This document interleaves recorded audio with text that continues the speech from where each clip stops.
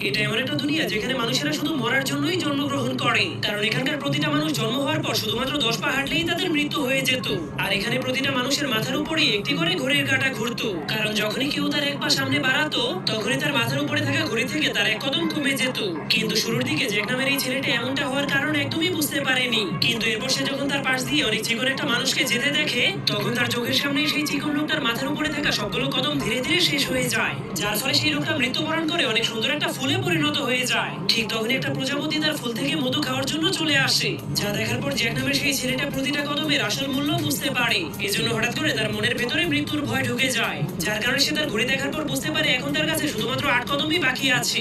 এজন্য সে অনেক সাবধান হয়ে ধীরে ধীরে সামনে যেতে শুরু করে, কিন্তু তবুও তার ঘড়ি থেকে ধীরে ধীরে আরো এক কদম কমে যায়, যার কারণে সে প্রচন্ড ভয় পেয়ে মাটিতে পড়ে যায় আর সামনে যাওয়ার সাহসটাকেও হারিয়ে ফেলে। কিন্তু তবুও সে সূর্যের দিকে দেখতে শুরু করে দেয়, যেটা ঠিক তার সামনে থাকলেও তার থেকে হাজার কোটি